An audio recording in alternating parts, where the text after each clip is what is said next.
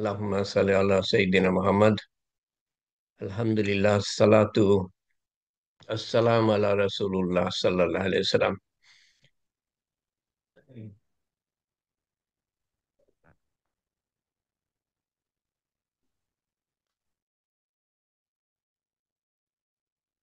আমি বিসমিল্লাহির রহমানির রহিম। আউযু বিল্লাহি মিনাশ শাইতানির রাজিম। বিসমিল্লাহির রহমানির রহিম। তো ইখলাস সম্বন্ধে আলোচনা করছি। আবার আপনাদের স্মরণ করাচ্ছি, ইখলাস এত গুরুত্বপূর্ণ যে কোনো আমল কবুলযোগ্য হওয়ার জন্য ঈমান থাকতে হবে, আল্লাহর হুকুম তার পিছনে থাকতে হবে, নবীর সুন্নত থাকতে হবে, এবং এখলাস কেবলমাত্র কেবলমাত্র আল্লাহ তাআলার জন্য করতে হবে। তো এটা নিয়ে আলোচনা করছিলাম, এখলাস নিয়ে। এখলাসের গুরুত্ব, মর্যাদা, মর্তবা। আমল করলেই হলো না, আমল এখলাসের সাথে করতে হবে, আমল আল্লাহর হুকুম দেখে করতে হবে, আমল নবী সাল্লাল্লাহু আলাইহি সাল্লামের সুন্নত মতো করতে হবে। তো সম্ভবত 10টা হাদিস আমরা আলোচনা করেছি। 11 নম্বর হাদিস, হযরত আবু যর রাদিয়াল্লাহু আনহু হতে বর্ণিত, যে রাসূলুল্লাহ সাল্লাল্লাহু আলাইহি সাল্লামের নিকট জিজ্ঞেস করা হলো যে এমন ব্যক্তি সম্পর্কে বলেন যে নেক আমল করে এবং এই কারণে লোকেরা তার প্রশংসা করে। তো এখানে যে কথাটা বোঝানো হচ্ছে সেটা হলো যে নেক আমল করে কিন্তু আল্লাহর ওয়াস্তে করে, এই জিনিসটা এখানে ধরে নেওয়া হচ্ছে। আল্লাহর ওয়াস্তে করে কিন্তু মানুষরাও ভালো বলে। এখন নেক আমল আপনি যদি করেন আল্লাহর ওয়াস্তে, আপনি মসজিদ যাচ্ছেন, মানুষ দেখছে, আপনাকে ভালো বলছে, এখানে তো আপনি কিছু করতে পারেন না, ঠেকাতে পারেন না মানুষের ভালো বলা। মানুষের সাহায্য করছেন, মানুষ দেখছে, আপনি তো সেটা ঠেকাতে পারেন না মানুষ প্রশংসা যখন করবে। কিন্তু আপনার নিয়ত হলো যে কেবলমাত্র আপনি আল্লাহর ওয়াস্তে করছেন। আপনি তেলাওয়াত করছেন, কেউ দেখবে তো, আমরা সমাজে বাস করি, আপনাকে ভালো বলবে, কিন্তু আপনি করছেন আল্লাহর ওয়াস্তে, আল্লাহ তাআলাকে, কেবলমাত্র আল্লাহ তাআলাকে খুশি করার জন্য। মানুষও ভালো বলছে। তো এটা সম্বন্ধে জিজ্ঞেস করা হলো, যে নেক আমল করা হলো এবং মানুষও প্রশংসা করলো, তো এতে নেক আমলের সওয়াবের কোনো ঘাটতি হবে কিনা, সওয়াব পাবে কিনা, আল্লাহর ওয়াস্তে আমি করছি, আল্লাহ তাআলা খুশি হবেন কিনা যেখানে মানুষও প্রশংসা করছে। তো রাসূলুল্লাহ সাল্লাল্লাহু আলাইহি সাল্লাম বলেন, এটা তো মমিনের নগদ প্রাপ্ত সুসংবাদ। দুনিয়াতে কিছু পেয়ে গেল মমিন, আল্লাহর ওয়াস্তে করছে, মানুষের কাছে চাচ্ছে না। কথা বলি, হঠাৎ মনে পড়লো আমার, আমরা কিভাবে মনের মধ্যে যে মানুষকে মানুষকে খুশি করার ভাবটা দূর করতে পারি। এই কথা আমরা মনে করতে পারি যে আমি যে আমলটা করছি, এটা যদি আমি কেবলমাত্র আল্লাহকে খুশি করার জন্য করি, এবং আল্লাহ তাআলা যদি খুশি হয়ে যান, উনিই বদলা দিতে পারবেন। মানুষকে খুশি করে, মানুষের প্রশংসা কুড়িয়ে, এর বেশি কিন্তু মানুষ কিছুই করতে পারবে না। আপনার কিছু প্রশংসা করতে পারবে, মানুষের জন্য যদি করেন, মানুষের নাম কুড়ানোর জন্য যদি করেন, তো মানুষ আপনার কিছু প্রশংসা করতে পারবে, এর বাইরে কিছু করতে পারবে না। কবরে আপনার আমার সাহায্য করতে পারবে না, হাসরের ময়দানে আপনার আমার সাহায্য করতে পারবে না আল্লাহর ইচ্ছা ছাড়া। পুলসিরাত পাড়ি দেওয়ার সময় দাড়ি পাল্লা যখন বসানো হবে, নেকির পাল্লা, গোনার পাল্লা যখন ওজন করা হবে, তো মানুষের প্রশংসা, যদি কোনো আমল মানুষের প্রশংসার জন্য করা হয়, তো সেই সেই সেই মানুষের প্রশংসাটা আমার কাজে লাগবে না যদি কেবলমাত্র আল্লাহর ওয়াস্তে না করা হয়। তো আমরা যেন মনকে এই বুঝটা দিই যে আমি মানুষের প্রশংসার জন্য করে আমার কি লাভ, সেটা তো আমার কোনো কাজে আসবে না। আল্লাহর ওয়াস্তে করলে পরে ওইটাই কাজে লাগবে। কিন্তু নেকামল করতে গিয়ে আল্লাহর ওয়াস্তে করছি, মানুষের প্রশংসা আমার কাম্য না, কিন্তু তারা প্রশংসা করলো, আমি করছি আল্লাহর ওয়াস্তে, কেবলমাত্র আল্লাহর ওয়াস্তে, মানুষের প্রশংসা করলো, সেটা সম্বন্ধে বলা হয়েছে যে এটা হলো মানুষের প্রশংসাটা হলো মুমিনের নগদ প্রাপ্তি, আখেরাত তো পাবেই আল্লাহ তাআলার কাছ থেকে, এটা নগদ প্রাপ্তি, উদ্দেশ্য না, মানুষ উদ্দেশ্য না। পরের হাদিসটা দেখেন, এর সাথে মিল আছে কিছুটা। হযরত তাউস রহমতুল্লাহ আলাইহি বলেন, একজন সাহাবী, এই যে রহমতুল্লাহ আলাইহি মানে হলো যে উনি সাহাবী না, সাহাবী যদি হয় তো আমরা বলি রাদিয়াল্লাহু আনহু। হযরত তাউস রহমতুল্লাহ আলাইহি বলেন, একজন সাহাবী রাজি আল্লাহু আনহু, আল্লাহ তাআলা উনার উপর রাজি আল্লাহু আনহু, আল্লাহ তাআলা উনার উপরে রাজি হন এবং এবং আল্লাহ তাআলা উনার উপর রাজি এবং উনি আল্লাহর উপর রাজি, কাছাকাছি অর্থ। একজন সাহাবী রাদিয়াল্লাহু আনহু জিজ্ঞাসা করলেন, ইয়া রাসূলুল্লাহ সাল্লাল্লাহু আলাইহি ওয়াসাল্লাম, আমি কোন সময় কোন নেক কাজের উদ্দেশ্যে উঠি এবং ওতে তাতে আল্লাহ তাআলার সন্তুষ্টিই আমার উদ্দেশ্য থাকে, কিন্তু তার সাথে সাথে অন্তরে এই ইচ্ছাও হয়, খায়েশ, খায়েশ মানে হলো যে যে আহ, গভীর ইচ্ছা, এই ইচ্ছাও হয় যে লোকেরা আমার আমল দেখুক, আমার প্রশংসা করুক। তিনি এটা শুনে চুপ থাকলেন। সম্ভবত উনি এটার উত্তর জানতেন না, এরকম পরিস্থিতিতে উনি পড়লে যেটার উত্তর উনি জানতেন না, উনি চুপ থাকতেন।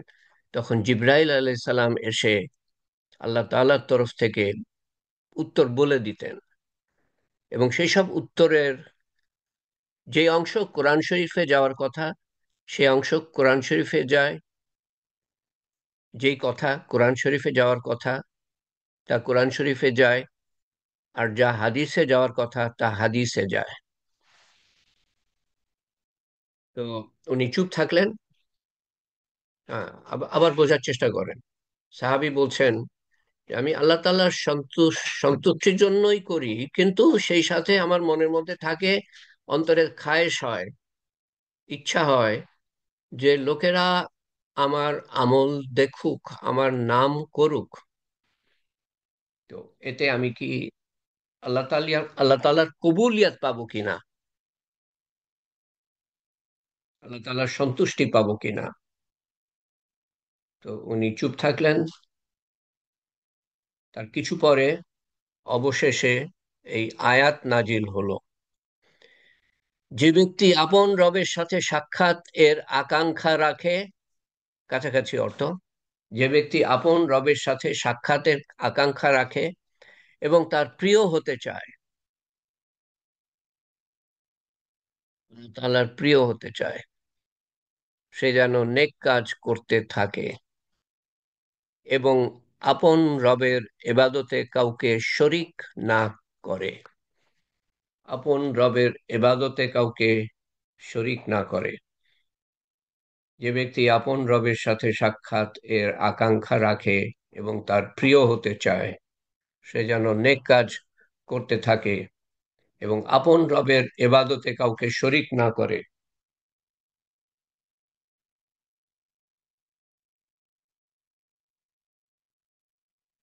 অর্থ অর্থ কি দাঁড়ায়? যে আমরা যখন কোনো নেকামল করি, উদ্দেশ্য কেবলমাত্র আল্লাহ তাআলা হতে হবে, আল্লাহ তাআলার সন্তুষ্টি। এখানে মানুষ উকি ঝুঁকি দিয়েও থাকতে পারবে না, মানুষের নাম অমুকে দেখুক,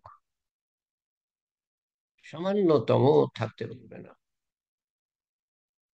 যে ব্যক্তি আপন রবের সাথে সাক্ষাতের আকাঙ্ক্ষা রাখে এবং তার প্রিয় হতে চায়, সে যেন নেক কাজ করতে থাকে এবং আপন রবের ইবাদতে কাউকে শরিক না করে। এটা শুরু করার আগে আমরা শিরক সম্বন্ধে আলোচনা করছিলাম, এবং আপনাদের স্মরণ করিয়ে দিতে চাই যে আমি শেষ যে পোস্টটা করেছি তালিমের হালকার অ্যানাউন্সমেন্টের আগে, সেটা হলো, এর আগেও করেছি, আবারও করেছি, শিরক থেকে বাঁচার উপায় এবং নিয়ত শুদ্ধ করার উপায়। একটা দোয়া রাসূলুল্লাহ সাল্লাল্লাহু আলাইহি সাল্লাম বলেছেন, বড় শিরক এবং ছোট শিরক থেকে রক্ষা পাওয়ার উপায়।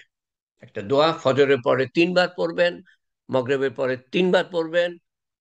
এবং আমি মনে করি যে সমস্ত দোয়ার মধ্যে এই দোয়াটা অত্যন্ত গুরুত্বপূর্ণ দোয়ার মধ্যে। কারণ নিয়ত যদি খালেস একমাত্র আল্লাহ তাআলা না হয়, তো আমল কবুল হবে না, সব বরবাদ। বরবাদ।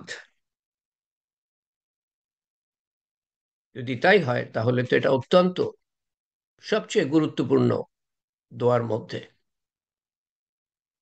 আল্লাহুম্মা ইন্নী আউযু বিকা আন উশরিকা বিকা ওয়া আনা আ'লামু ওয়াস্তাগফিরুকা লিমা লা আ'লামু। জেনে শুনে যে শিরক করি, না জেনে যে শিরক করি, সমস্ত কিছু থেকে আল্লাহ তাআলার কাছ থেকে মাফি চাই। দয়া করে, দয়া করে এটা মুখস্থ করে নিয়ে 10টা দিন যদি আপনি দেখে দেখে পড়েন, 11 নম্বর দিনে দেখবেন যে আপনার মুখস্থ হয়ে গিয়েছে। এর থেকে গুরুত্বপূর্ণ দোয়া খুব কমই আছে।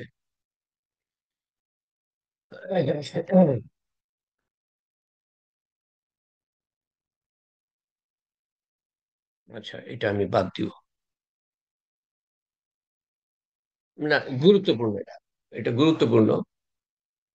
হযরত আবু উমামা রাদিয়াল্লাহু আনহু বর্ণনা করেন যে রাসূলুল্লাহ সাল্লাল্লাহু আলাইহি সাল্লাম একটা হাদিসে কুদসি, যেখানে আল্লাহ তাআলার নাম দিয়ে শুরু করা হয়, হাদিসে কুদসি বর্ণনা করেছেন যে, হে আদম সন্তান, আল্লাহ তাআলা বলছেন, এটা কোরআন শরীফে আল্লাহ তাআলা বলতে পারতেন, কিন্তু হাদিসের মাধ্যমে বলছেন, হে আদম সন্তান, যদি তুমি কোনো জিনিস হারানোর উপর প্রথমবারেই সবর করো এবং সওয়াবের আশা রাখো, তবে আমি তোমার জন্য বেহেশতের চেয়ে কম কোনো বিনিময়ের উপর রাজি হব না। হে আদম সন্তান, তুমি যদি কোনো জিনিস হারানোর উপর প্রথমবারেই সবর করো এবং সওয়াবের আশা রাখো, তবে আমি তোমার জন্য বেহেশতের চেয়ে কম কোনো বিনিময়ের উপর রাজি হব না।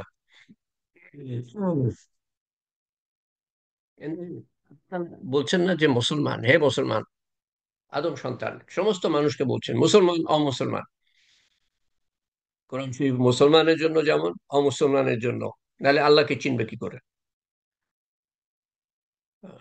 ইয়া বানি আদম, আল্লাহ তাআলা কোরআন শরীফে বলছেন, হে আদম সন্তান। তো কোনো জিনিস, তুমি যদি কোনো জিনিস হারানোর উপর, এটার অর্থ কোনো জিনিস হারানো মানে হারিয়ে গেল, আমার গয়নাটা হারিয়ে গেল, আমার টাকা হারিয়ে গেল, ইত্যাদি, শুধু এটা বোঝানো হচ্ছে না, কোনো বিপদে শুরু থেকেই তুমি যদি সবর করো, প্রথমবারেই সবর করো মানে হলো শুরু থেকেই আমি আমার অন্তরকে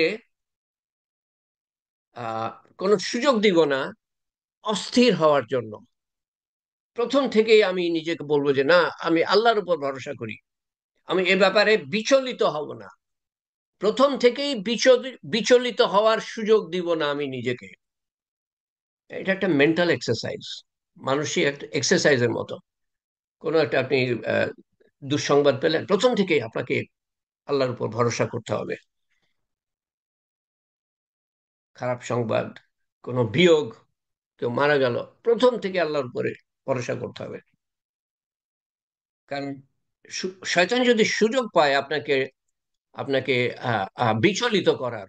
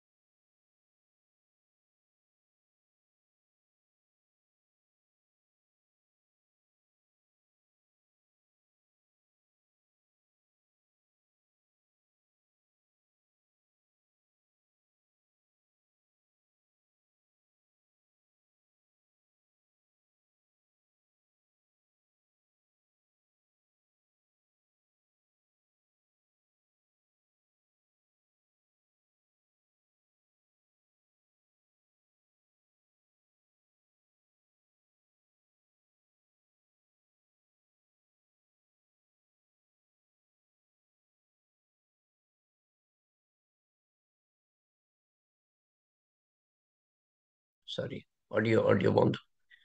আমি আছি, সেখানে নেট কানেকশন নাই রুমের মধ্যে, কিন্তু ব্যবস্থা করে করে দিয়েছেন আল্লাহ তালা।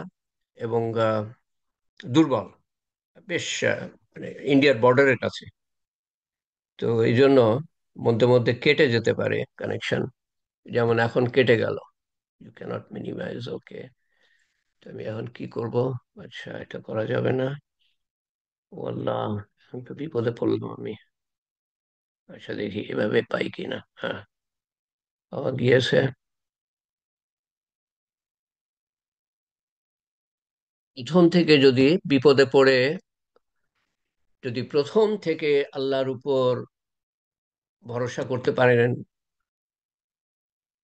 মনকে বিচলিত যদি হতে না দেন, আহ, তাহলে আল্লাহ তাআলা বলছেন, এবং আল্লাহর উপর সন্তুষ্ট যদি থাকতে পারেন, বিপদ আপদে, রোগ শোকে, অসুখ বিসুখে, তো আল্লাহ তাআলা বলেন যে আমি সেই ব্যক্তিকে বেহেশতের কম কোনো কিছুই দিব না। তার মানে তাকে বেহেশত দিব।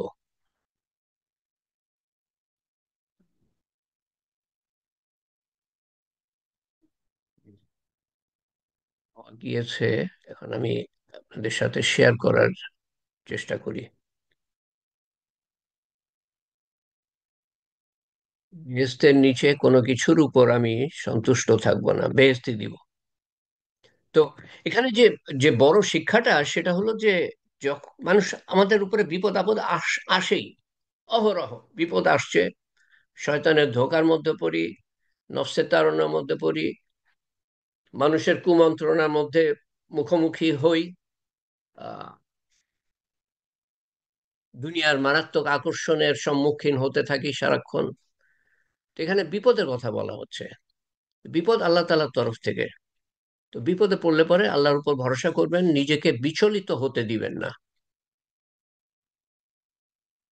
এবং সেটা যদি করতে পারেন প্রথম থেকেই, তো আপনি আপনার ভারসাম্য হারাবেন না। ভারসাম্য এক নম্বর। দ্বিতীয়ত, আল্লাহ সাহায্য পাবেন। হযরত আবু মাসউদ রাদিয়াল্লাহু আনহু বর্ণনা করেন যে রাসূলুল্লাহ সাল্লাল্লাহু আলাইহি সাল্লাম বলেছেন, মানুষ যখন সওয়াবের নিয়তে আপন পরিবারের উপর খরচ করে, এই খরচ করার উপর সে সদকার সওয়াব পায়। একদিকে যেমন পুরুষরা পরিবার পরিজনের জন্য কামাই করে, তো সেটার জন্য সওয়াব পাবে। শুধু মনে রাখবেন, বাড়তি খরচ করবেন না, অপচয় করবেন না, জাক জমাতপূর্ণ খরচ করবেন না। কারণ আপনার কামাইয়ের মধ্যে আপনার হক আছে, আপনার পরিবারের হক আছে, আপনার আত্মীয় স্বজনের হক আছে, পিতামাতার হক আছে, আত্মীয় স্বজনের হক আছে, অন্য মুসলমানের হক আছে, গরিবদের হক আছে। সবই আদায় করতে হবে। তাহলে সব ধরনের খরচ থেকেই আপনি সওয়াব পেতে থাকবেন, সদকা হবে। 15 নম্বর, আল্লাহ তাআলা বলেন, এরূপ নামাজীদের জন্য বড় সর্বনাশ, যারা এরূপ, যে যখন নামাজ পড়ে তখন রিয়াকারি করে, অর্থাৎ লোক দেখানো ভাব তাদের মধ্যে পোষণ করে। এক হলো যে ভাব আসা, এটা সবার মধ্যে আসে। আমি নামাজ পড়ছি, কেউ আমাকে দেখলো, আমার মনের মধ্যে একটা ভাব আসে যে এই লোকটা তো আমাকে ভালো বলবে এখন। আর তখন আমি নামাজটা আরো সুন্দর করার চেষ্টা করি। তো যখন ওই খেয়ালটা আসে যে এই লোকটা আমাকে ভালো বলবে, তখন আমি নিজেকে নিজেকে বলি যে এই এবাদত কেবলমাত্র আল্লাহর ওয়াস্তে, অমুক মানুষের জন্য না, কারোর জন্য না, কেবলমাত্র আল্লাহ তাআলার জন্য। এক আলেম বলেছেন যে আল্লাহ তাআলা সওয়াব দ্বিগুণ করে দিবেন যখন আমি নিজের সাথে এইভাবে সংগ্রাম করব, জেহাদ করব। তো এখানে বলা হচ্ছে, আবার বলছি, এরূপ নামাজীদের জন্য বড় সর্বনাশ যারা এরূপ, যে যখন নামাজ পড়ে বা যে কোনো ইবাদত করে রিয়াকারি করে, লোক দেখানো ভাব পোষণ করে, আসবে কিন্তু আপনি দূর করে দিবেন যে না এটা আল্লাহর ওয়াস্তে, সেই লোক আমার কি উপকার করতে পারবে বা কি ক্ষতি করতে পারবে, আল্লাহর ওয়াস্তে এটা। হযরত ওমর ইবনে খাত্তাব রাদিয়াল্লাহু আনহু হতে বর্ণিত আছে যে আল্লাহ তাআলা এমন লোকদের ভালোবাসেন যারা নেক হয়, মুত্তাকি হয়। মুত্তাকি মানে হলো যে আল্লাহকে ভয় করে, তার মানেই হলো যে আমল করে, যে আল্লাহকে ভয় করে সে অবশ্যই আমল করবে, আল্লাহর হুকুম মতো আমল করবে, আল্লাহ তাআলা যা বলেছেন তা করবে, আল্লাহ তাআলা যার থেকে নিষেধ করেছেন, যে যেসব জিনিস নিষেধ করেছেন তার থেকে দূরে থাকবে। আর না হলে তার মধ্যে তাকওয়া নাই। যার মধ্যে তাকওয়া আছে তাকে বলা হয় মুত্তাকি, আল্লাহর ভয়। তাকওয়া মানে আল্লাহর ভয়, আল্লাহ তাআলার সচেতনতা। তো যে ব্যক্তি নেক হয়, মুত্তাকি হয়, এবং এমন ভাবে গোপন হয়ে থাকে, অর্থাৎ নিজেকে জাহির করে না, নিজেকে জাহির না করলে তো লোক দেখানো ভাব আসবে না, তাহলে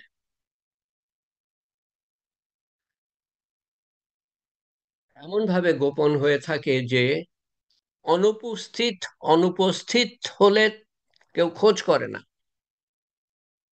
যদি কোনো মজলিসে না থাকে কেউ খোঁজ করে না, আর যদি উপস্থিত থাকে তবে না তাদেরকে ডাকা হয় আর না তাদেরকে কেউ চিনতে পারে। অদ্ভুত কথা, অদ্ভুত কথা। আমাদের, আমার কপাল যে আমি এটা জানতে পেরেছি, আপনাদের কপাল যে আপনারা এটা জানতে পারছেন।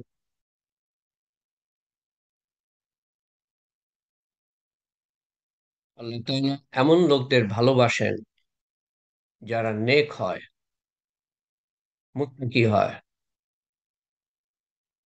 এবং এমন ভাবে গোপন হয়ে থাকে যে অনুপস্থিত হলে তালাশ করা হয় না, খোঁজা হয় না, আর যদি উপস্থিত থাকে তবে না তাদেরকে ডাকা হয় আর না তাদেরকে কেউ চিনতে পারে। আহ, আপনাকে আমি ডাকলাম না, আপনি মাইন্ড করলেন, আমাকে তো জিজ্ঞেস করলো না। আর এইটুকু জানার পরে আপনি সেটা মাইন্ড করবেন কিনা? আপনার তো মাইন্ড করার কথা না। উপস্থিত যদি থাকে তবে না তাদেরকে ডাকা হয় আর না তাদেরকে কেউ চিনতে পারে, নিজেকে জাহির করে না। তারপরে কি বলা হচ্ছে দেখেন, তাদের অন্তর হেদায়েতের উজ্জ্বল চেরাগ, তাদের অন্তর হেদায়েতের উজ্জ্বল বাতি, বাতি, আলো। তারা ফিতনার অন্ধকার তুফান হতে, ঝড় হতে, অন্তরের আলোর কারণে আপন দিনকে বাঁচিয়ে বের হয়ে যায়। তাদের অন্তর হেদায়েতের উজ্জ্বল চেরাগ, তারা ফিতনার অন্ধকার তুফান হতে, ঝড় হতে, অন্তরের আলোর কারণে আপন দিনকে বাঁচিয়ে বের হয়ে যায়। প্রত্যেকটা সহিহ হাদিস, সহিহ হাদিস বই থেকে নেয়া, সহিহ হাদিসের বই থেকে নেয়া। এটার সাথে তুলনা করি আরেকটা হাদিস যা আমরা আগে দেখেছি, সেখানে যেখানে বলা হচ্ছে যে হযরত সাওবান রাদিয়াল্লাহু আনহু বর্ণনা করেন, আমি রাসূলুল্লাহ সাল্লাল্লাহু আলাইহি সাল্লামকে বলতে শুনেছি যে এখলাস ওয়ালাদের জন্য সুসংবাদ হোক, এখলাস ওয়ালাদের জন্য সুসংবাদ হোক, তারা অন্ধকার চেরাগ স্বরূপ, অন্ধকার বাতি স্বরূপ, উজ্জ্বল বাতি, এটা ওই টিমটিমে বাতি না, তার অন্ধকার, এই অন্ধকারে চেরাগ স্বরূপ, অন্ধকারে আলো স্বরূপ। তাদের দ্বারা কঠিন হতে কঠিন ফিতনা দূর হয়ে যায়। আর উপরেটা কি বলা হচ্ছে, তারা ফিতনার অন্ধকার তুফান হতে অন্তরের আলোর কারণে আপন দিনকে বাঁচিয়ে বের হয়ে যায়। তার মানে ফিতনা থেকে বেরিয়ে আসে, দুই জায়গায় কাছাকাছি কথা বলা হচ্ছে। তো পরিচিত যদি হয়ে যায় তো হয়ে গেলাম, আমার নিজের ইচ্ছার কারণে যেন না হই, যেন আমাকে পরিচিত হতে হবে এরকম মনোভাব পোষণ না করি। দুনিয়ার সম্বন্ধে অনীহা, অনীহা, হলে হলো, না হলে না হলো, পেলে পেলাম, না পেলে না পেলাম, কোনো আসক্তি না। খুব বড় মনের ভাব এটা। যে মনে আল্লাহ থাকবে সে মনে দুনিয়া থাকতে পারে না। দুনিয়ার প্রতি আকাঙ্ক্ষা, যেখানে আল্লাহর প্রতি আকাঙ্ক্ষা থাকবে, যে মনে আল্লাহর তাকুয়া থাকবে, ভয় থাকবে, সে মনে দুনিয়ার ভয় থাকতে পারে না। যে মনে দুনিয়ার ভয় আছে সেই মনে আল্লাহর ভয় থাকতে পারে না। যে মনে দুনিয়ার লিপ্সা আছে, লোভ লালসা আছে, মোহ আছে, সেই মনে আল্লাহর ভালোবাসা থাকতে পারে না, আল্লাহ থাকতে পারে না। আপনাকে বাছাই করতে হবে, কি দুনিয়ার পিছনে ছুটতে চান, আল্লাহর পিছনে ছুটতে চান, দুনিয়া চান না আল্লাহকে চান, আখেরাত চান। বুদ্ধিমানের কাজ সেটা তো জানেনই।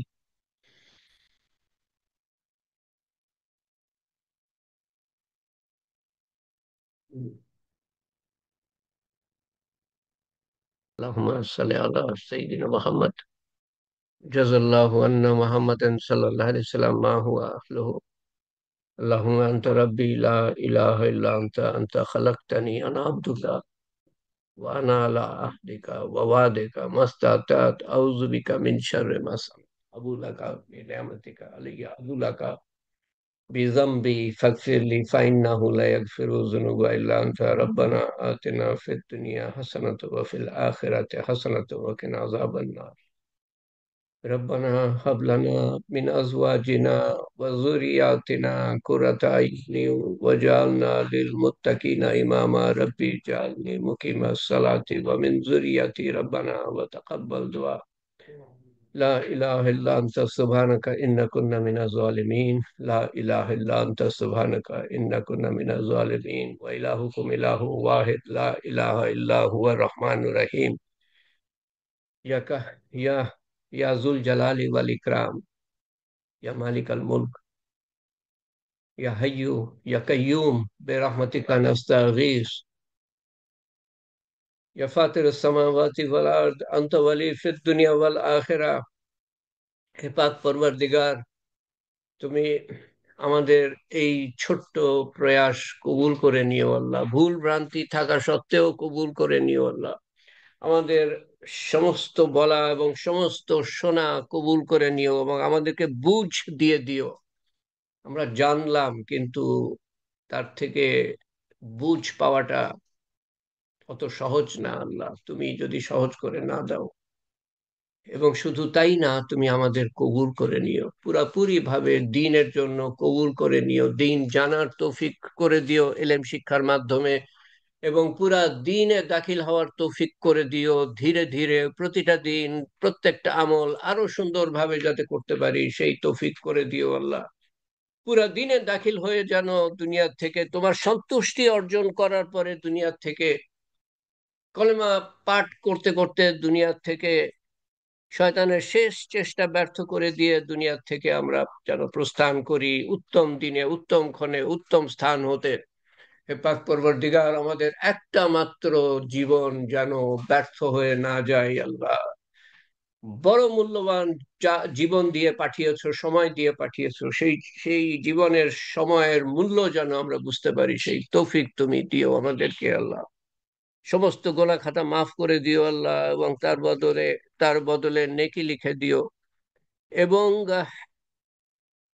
তার বদলে নেকি লিখে দিও। এবং যেই সময় আমরা হেলায় হারিয়েছি আল্লাহ, না গোনা কামাই করেছি, না নেকি কামাই করেছি, সেই সময়ের বদলেও তুমি আমাদের নেকি লিখে দিও আল্লাহ। হে পাক পরবর্তীকার, হে পাক পরবর্তীকার, আমাদেরকে কবুল করে নিও, পুরাপুরি কবুল করে নিও, আমাদের মনের আশা আকাঙ্ক্ষা কবুল করে নিও আল্লাহ। আমাদের আমাদের বিপদ আপদ দূর করে দিও, আমাদের অসুস্থতা সুস্থতায় পরিণত করে দিও। আমাদের সন্তান সন্ততির বিপদ আপদ ও অসুস্থতা দূর করে দিও, আমাদের আত্মীয় স্বজনের বিপদ আপদ ও অসুস্থতা দূর করে দিও, আমাদের দেশবাসীর বিপদ আপদ ও অসুস্থতা দূর করে দিও, আমাদের উম্মতের বিপদ আপদ ও অসুস্থতা দূর করে দিও আল্লাহ।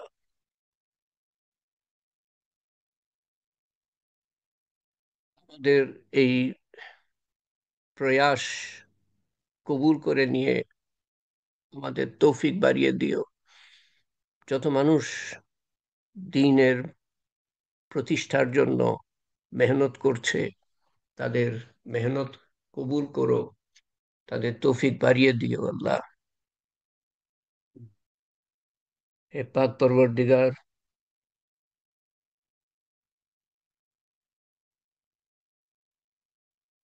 আমাদের সমস্ত আমলের সওয়াব একত্রিত করে, ব্যক্তিগত একত্রিত আমল, সমস্ত কিছুর ভুলভ্রান্তি সংশোধন করে একত্রিত করে তার সওয়াব রসুল করিম সাল্লাল্লাহু আলাইহি সাল্লামের রূহ মুবারকের কাছে পৌঁছে দিও।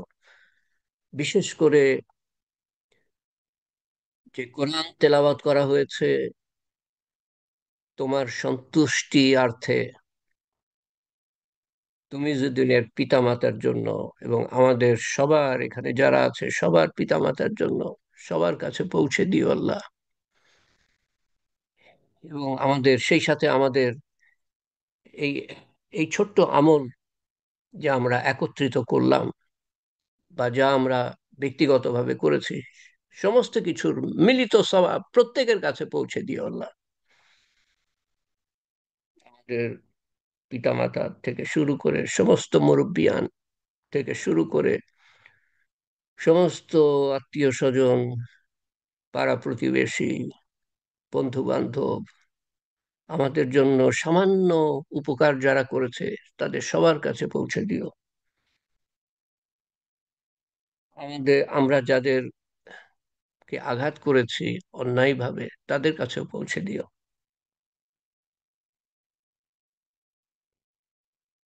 সমস্ত মুসলমানের কাছে পৌঁছে দিও আল্লাহ।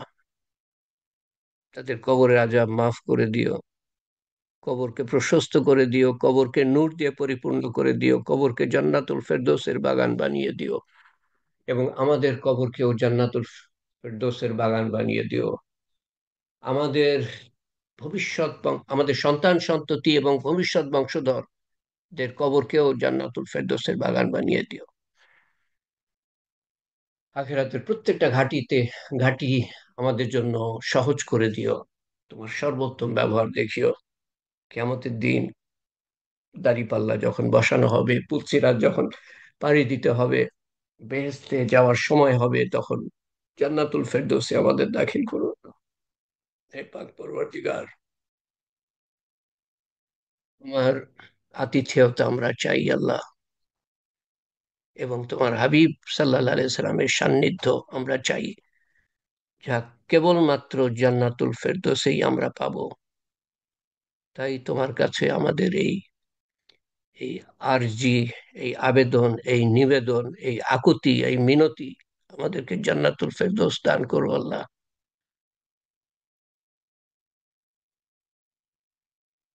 এই বেহেশতে তোমার আতিথেয়তা আমরা পাবো না, সরাসরি তোমার হাত থেকে সেই বেহেশতের কি মূল্য।